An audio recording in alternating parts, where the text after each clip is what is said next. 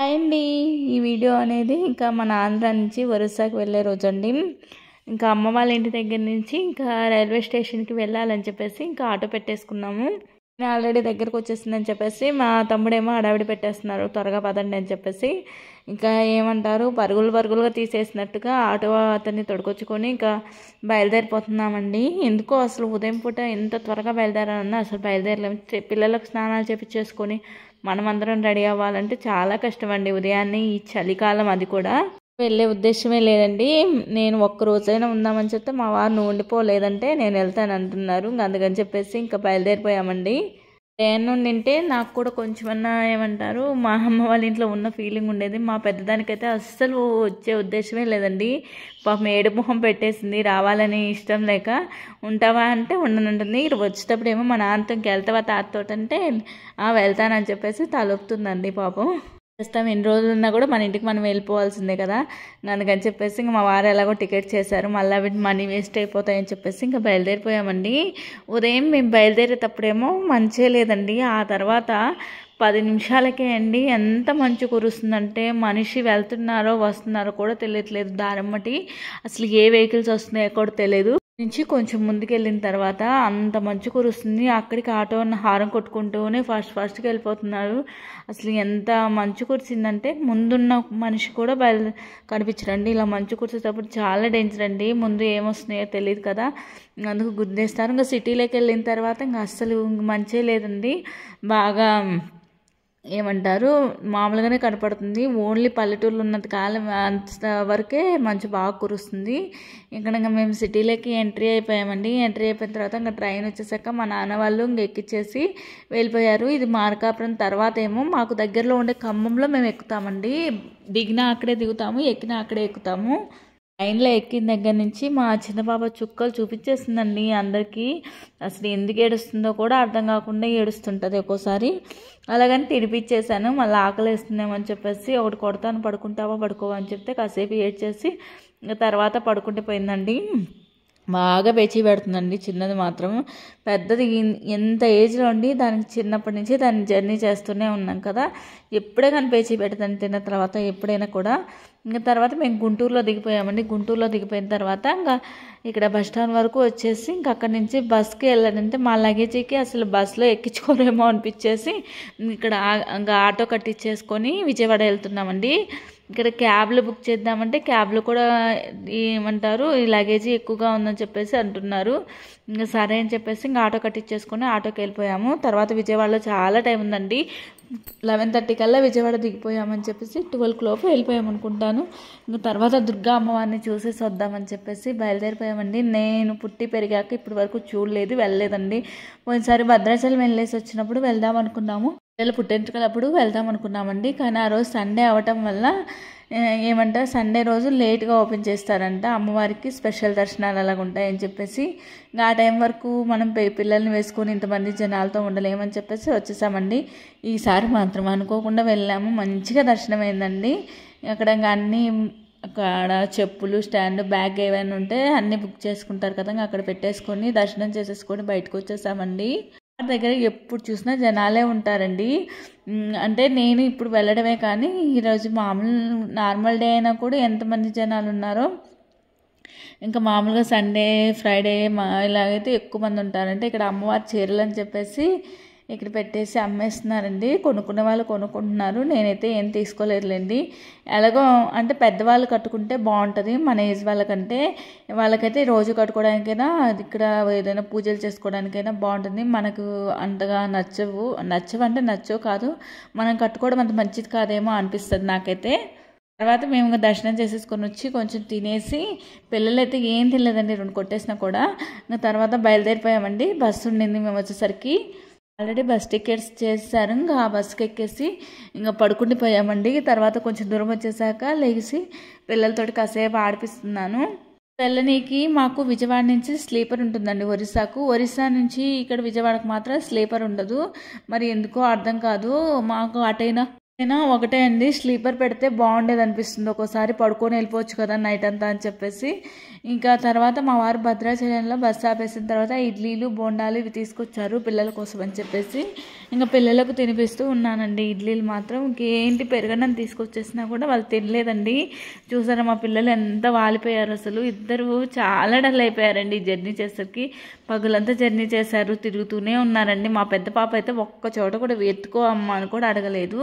తర్వాత ఇక్కడ భద్రాచలంలో కాసేపు బస్ స్టాండ్కి ఎదురుగా ఆపారు, అలాగ చూసొద్దామని చెప్పేసి ఇంకా బస్ స్టాండ్లోకి దిగిపోయాము. ఇంకా వీళ్ళు ఉండరు, పదా వెళ్ళిపోదామని చెప్పేసి ఇంకా తీసుకొచ్చేసానండి మా వారిని.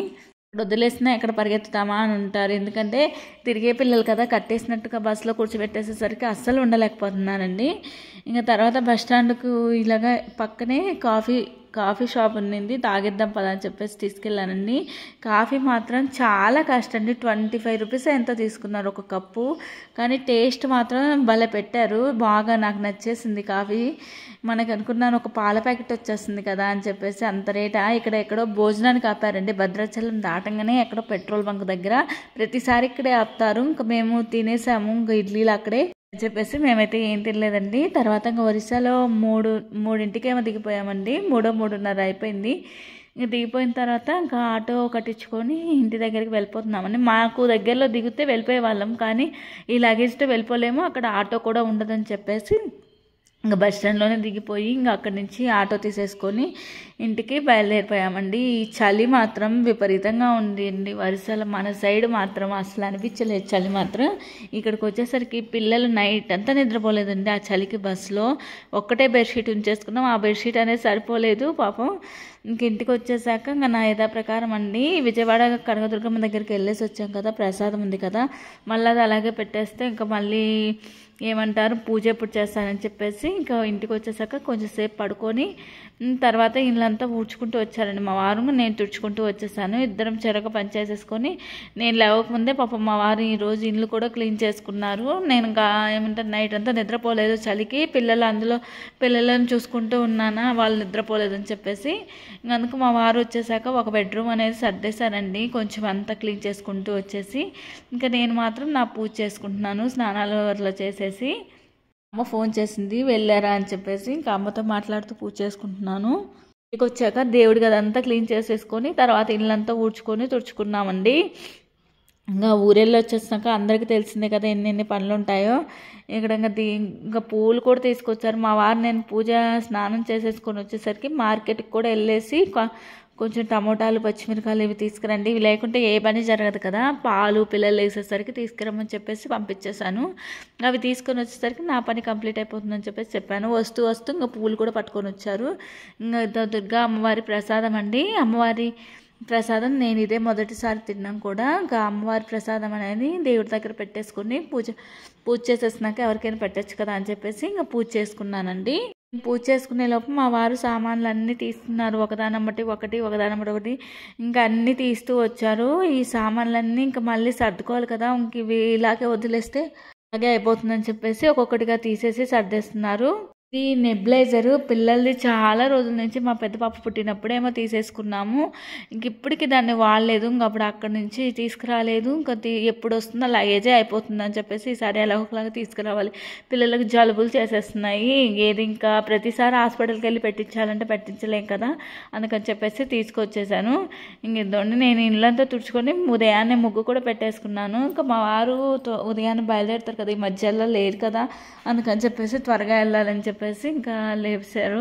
తర్వాత ఇంకా నేను కూడా అలాగే చేసేసుకుంటూ ఉన్నాను. మనకైనా కొంచెం రెస్ట్ ఉంటుందేమో, కానీ వాళ్ళు వచ్చేసినా కూడా మళ్ళీ వెళ్ళాల్సిందండి, తప్పదు పాపం వాళ్ళకి. అలాగే టమోటాలు పచ్చిమిరపకాయలు కొంచెం దొండకాయలు తీసుకొచ్చారండి. ఇవి ఏమైనా ఈ మధ్యకాలంలో కూరగాయలు వండుకోవచ్చు అని చెప్పేసి నేను కూరగాయలు ఏం తేవద్దు సండే రోజు వెళ్ళి తెచ్చుకుందామని చెప్పాను. ఎందుకంటే ఇంకా మళ్ళీ తెచ్చేసినా కూడా ఈ మధ్యలో పిల్లలు సరిగా తినింది లేదు కదా, పప్పు సాంబార్ ఇలాంటివి కొంచెం తింటారు, వద్దన్నాను.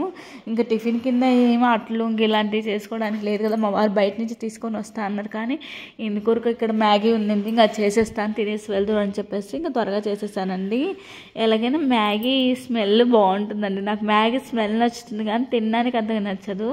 చాలామంది మ్యాగీ ఇష్టపడతారు, నాకేమో అంతగా సెట్ అవ్వదు మ్యాగీ. ఎందుకో ఏదో తినాలని కొంచెం తింటా తప్ప ఇంట్రెస్ట్ చూపించదండి.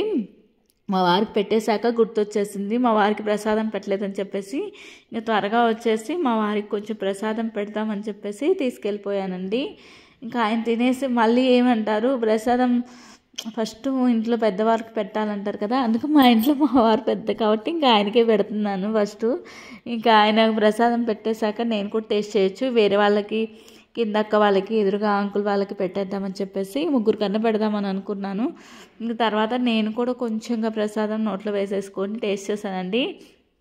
ఎలాగుందంటే సేమ్ నేను తిరుపతి లడ్డు తిన్న టేస్టే ఉంది, అలాగే ఉంది సేమ్, కొంచెం తేడాగా అంటే కొంచెం తక్కువగా అనిపించేసింది. తిరుపతి లడ్డు అంటే అస్సలు ఇంతకుముందు చిన్నప్పుడు తిరుపతి లడ్డు అయితే ఎంత టేస్ట్ ఉండేదండి, ఇంత లావు కట్టేవాళ్ళు, అసలు అరిచేతిలో పెట్టేసుకుంటే అరిచేంత లావు ఉండేది. ఇప్పుడు కొంచెం సైజ్ తగ్గించేశారు, కానీ అప్పట్లో చాలా పెద్దగా చేసేవాళ్ళు. అసలు తిరుపతి లడ్డు ఎవరైనా తిరుపతికి వెళ్ళొచ్చారంటే ఎంత ఏమంటారు, ప్రసాదం ఎప్పుడెప్పుడు పెడతారా ఎప్పుడెప్పుడు తిందామా అన్నట్టుంటుంది. ఇంకా అవి లడ్లు వేరే వాళ్ళకు అదే అక్క వాళ్ళకి అన్నీ ఇచ్చేద్దామని చెప్పేసి ఇంకా పెట్టేశాను అందులో. ఇక్కడ ఇంటి దగ్గర నుంచి తీసుకొచ్చిన సామాన్లు నెక్స్ట్ డే అండి మా వారు అన్నీ తీస్తున్నారు. ఇంక ఇట్లో అదే ఇంకా క్యాంటీన్ నుంచి తెచ్చిన సామాన్లు మా నాన్న చాలానే వేస్తారు ప్రతిసారి. నేనైతే ఇవన్నీ ఇలాగే తీసుకెళ్ళలేమని చెప్పేసి ఏం వేయొద్దని చెప్పేసి కొన్ని తీసుకొచ్చాను. ఇంకా ఇవి కందిపప్పు ఉంటుంది కదా, కందిపప్పు ఇది ఏమంటారు కవర్ చినిగిపోయినట్టు పోయి లోపల పడిపోయిందండి అంతా. ఇవన్నీ సర్దుకుంటూ ఉన్నాను. ఇంక ఇవన్నీ ఒక దాంట్లో పెట్టేసుకుంటే మళ్ళీ ఏమంటారు ఇలాగే ఉండేసిన పురుగు వచ్చేస్తుంది. ఒకసారి ఎండలో పోసేసి ఇంక అన్నీ దాచిపెట్టేసేయాలి, లేదంటే అమావాస్య ఇలాగ వచ్చేసినప్పుడు అలాగే ఎండలో పోసేసుకున్న పురుగు రాకుండా ఉంటుంది. పోయినసారి అంతా పురుగు వచ్చేసింది, ఈసారైనా కొంచెం జాగ్రత్తగా ఉంచేసుకోవాలని అనుకున్నాను. నేను కూడా నుంచి వెళ్ళేటప్పుడు ఓన్లీ ఒక బ్యాగ్తో వెళ్ళిపోతాను, అక్కడి నుంచి వచ్చేటప్పుడు మాత్రం 6-7 బ్యాగులు పట్టుకొచ్చేస్తానండి, లగేజీలు అంత ఉంటుంది నాకు. ఇంటి దగ్గర నుంచి వచ్చేటప్పుడు ఏంటో అర్థం కాదు, మళ్ళీ ఏం తీసుకొచ్చుకోను అన్నట్టుగా ఉంటాను. ఏం చూసినా లగేజీ లాగానే అనిపిస్తుంది. పరిస్థితి ఇలాగే ఉంటుందేమో. ప్రతిదీ తెచ్చుకునేదాన్ని, ఇప్పుడు ఇంకా చాలా తగ్గించేశాను. ఇంతకుముందు అయితే ఎన్ని తెచ్చుకునేదాన్ని ఇంటి దగ్గర నుంచి. ఇంక ఇవన్నీ ఒక గూట్లో సర్ది పెట్టేసుకుంటున్నానండి. ఇంక ఇవి చెప్పాను కదా సెకండ్ బెడ్రూమ్ అని చెప్పేసి, ఈ రూమ్ మా వారు ముందే సర్ది పెట్టేశారు. ఇంకా అన్నీ క్లీన్ చేసి పెట్టారు బాగా నీట్గా పేపర్లు వేసేసి.